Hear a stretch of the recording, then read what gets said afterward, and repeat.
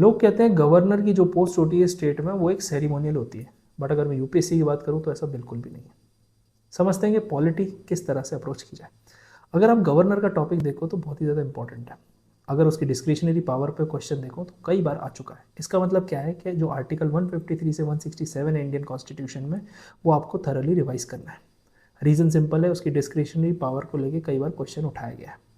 और अगर आप देखें कि प्रेसिडेंट के जो आर्टिकल्स हैं उस पर बार बार यूपीएससी क्वेश्चन पूछ चुका है, तो वो प्रेसिडेंट से गवर्नर पे शिफ्ट हो रहे हैं। तो ये एक ट्रेंड है जिस पर आपको गवर्नर पे काफ़ी ज़्यादा ध्यान देना है। दूसरा होता है सेंट्रल स्टेट रिलेशन में गवर्नर का रोल रहता है। तो सरकारी कमीशन, पुंची कमीशन, उनकी क्या रिपोर्ट्स हैं, उसमें गवर्नर का क्या रोल है, क्या सजेशन दिए गए हैं, उस पर भी क्वेश्चन आते हैं। और तीसरा सबसे ज़्यादा इंपॉर्टेंट, जो भी आप पढ़ो उसको करंट अफेयर्स के साथ रिलेट करते हुए पढ़ो। जैसे फॉर एग्जांपल गवर्नर की डिस्क्रिशनरी पावर्स 2019 में महाराष्ट्र के एग्जाम्पल में देखी जा सकती है। या फिर इमरजेंसी प्रोविजंस लगाए जाते हैं जिसमें सरकार चेंज कर दी जाती है और गवर्नर को प्रेसिडेंट रूल या गवर्नर रूल लगा के बोला जाता है। उसका क्या प्रोसेस होता है, उसके बाद क्या होता है। 2016 में अरुणाचल में हुआ था, कम देर के लिए हुआ था। जम्मू कश्मीर में हुआ था अभी इलेक्शन से पहले, 370 आर्टिकल हटते टाइम।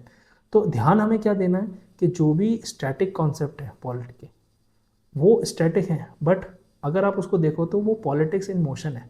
इसका मतलब जो चीज़ आप पढ़ रहे हो आपके पॉलिटी की बुक में, वो न्यूज़पेपर में हो रही है। तो इस तरह से पढ़ोगे तो याद ज़्यादा रहेगा।